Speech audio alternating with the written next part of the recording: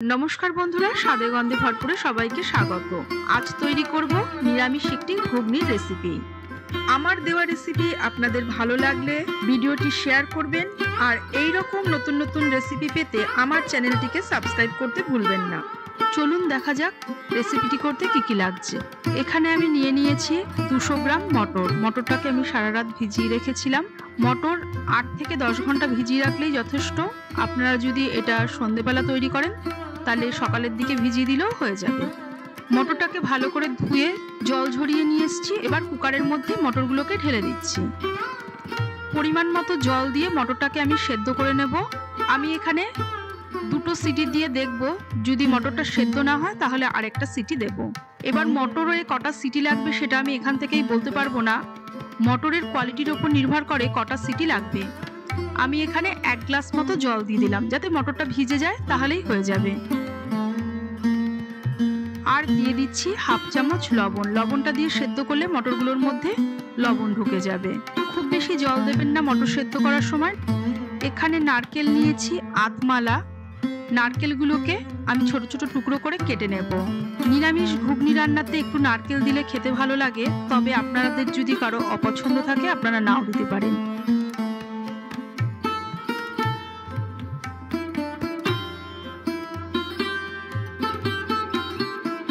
নারকেলগুলো টুকরো করে কাটা হয়ে গিয়েছে। আর নিয়েছি মিডিয়াম সাইজের একটা আলু। আলুটাকে খোসা ছাড়িয়ে ভালো করে ধুয়ে নিয়ে এসেছি। এখন ছোট ছোট ডুমো করে কেটে নিচ্ছি।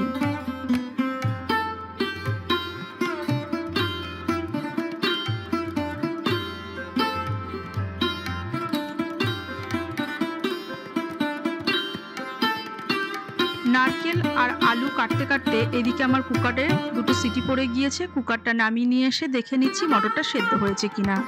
হাত দিয়ে একটা টিপে দেখে নিচ্ছি মটরগুলো সেদ্ধ হয়েছে কিনা। মটরগুলো সেদ্ধ হয়ে গিয়েছে, আর সিটি দেওয়ার প্রয়োজন নেই। এবার রান্নাটায় চলে যাব। একটা প্যান বসিয়েছি, এখানে একটা ভাজা মশলা তৈরি করে নেব। দিয়ে দিচ্ছি এক টুকরো দারচিনি আর একটা এলাচ।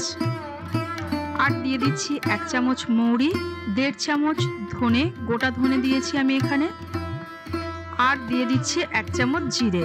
শুকনো খোলায় মশলাগুলোকে আমি কিছুক্ষণ ভেজে নেব। গোটা মশলাগুলো ভাজা হয়ে গিয়েছে। এবার দিয়ে দিচ্ছি একটা তেজপাতা ছিঁড়ে। তেজপাতাটা আগে দিলে তাড়াতাড়ি পুড়ে যেত, তাই আমি তেজপাতাটা সবার শেষে দিলাম। মশলাগুলো ভাজা হয়ে গিয়েছে। নামিয়ে নিয়ে ঠান্ডা করে মশলাগুলোকে গুঁড়ো করে নেব।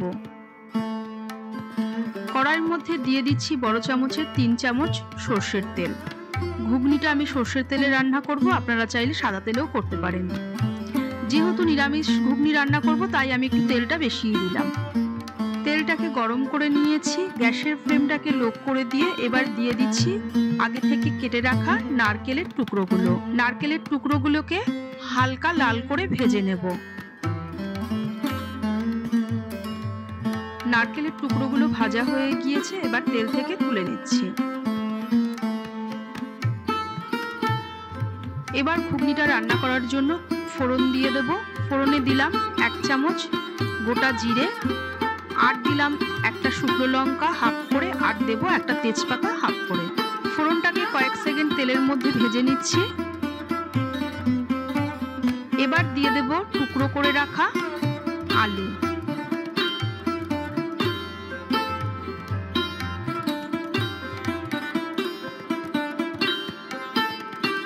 আলুটা ভাজার জন্য অল্প পরিমাণে লবণ আর হলুদ গুঁড়ো দিয়ে দিলাম।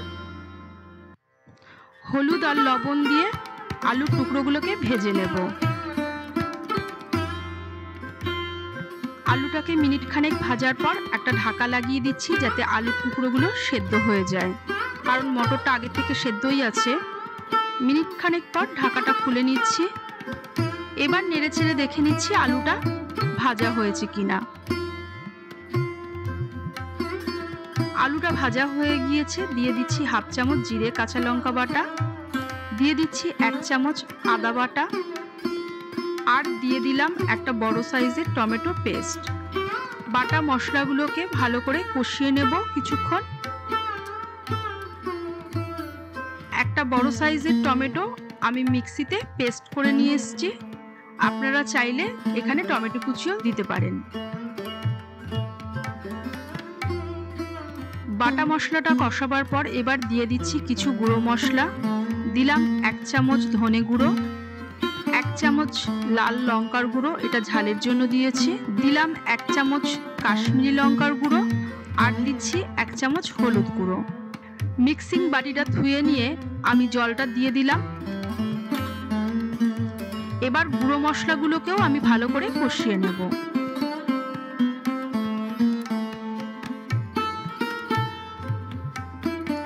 গুঁড়ো মশলাটাকে মিনিট খানেক কষাবার পর এবার দিয়ে দিচ্ছি আগে থেকে সেদ্ধ করে রাখা মটর। মটরগুলোকেও আমি মশলার সঙ্গে মিনিট 2 সময় ধরে কষিয়ে নেব। যদি নিচে ধরে যায় তাহলে অল্প অল্প জলের ছিটে দিয়ে কষিয়ে নেব। মটরের যে সেদ্ধ করা জলটা আছে সেটা দিয়েই কষাবো। মটরগুলোকে এইভাবে ভালোভাবে কষিয়ে নিলে ঘুগনিটা খেতে কিন্তু অনেক বেশি স্বাদের হয়। আর দিয়ে দিলাম স্বাদ মতো লবণ।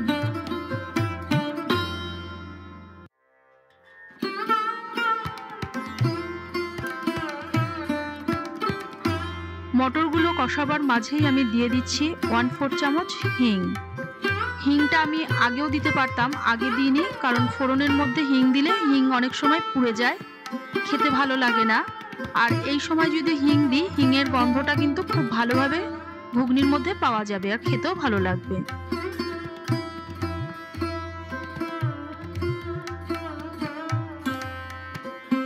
মিনিট 3 সময় ধরে মটরগুলোকে কষিয়ে নিয়েছি।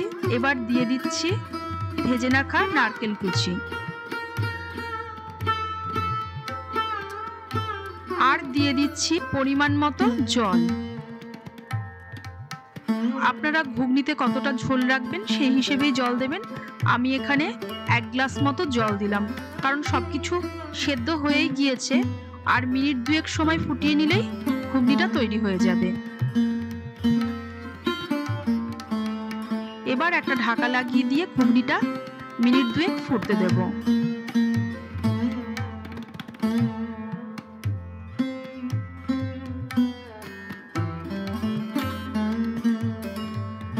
ঘুগনিটা তৈরি হয়ে গিয়েছে। এবার দিয়ে দিচ্ছি স্বাদমতো চিনি। যেহেতু নিরামিষ ঘুগনি রান্না করেছি তাই একটু চিনি দিলাম। চিনিটা দিলে স্বাদটা ব্যালেন্স করবে। আপনারা যদি চিনি দিতে না চান তাহলে নাও দিতে পারেন, তবে নিরামিষ তরকারিতে একটু চিনি দিলে খেতে ভালো লাগে। এবার গ্যাসের ফ্লেমটাকে অফ করে দিয়ে দিচ্ছি আগে থেকে তৈরি করে রাখা 1 চামচ ভাজা মশলা আর 1 মুঠো ফ্রেশ ধনেপাতা কুচি। আজকের তৈরি করা নিরামিষ ঘুগনি আমি সার্ভ করে দিয়েছি। এটা আপনারা রুটি, পরোটা, লুচি এমনকি মুড়ি দিয়েও খেতে পারেন।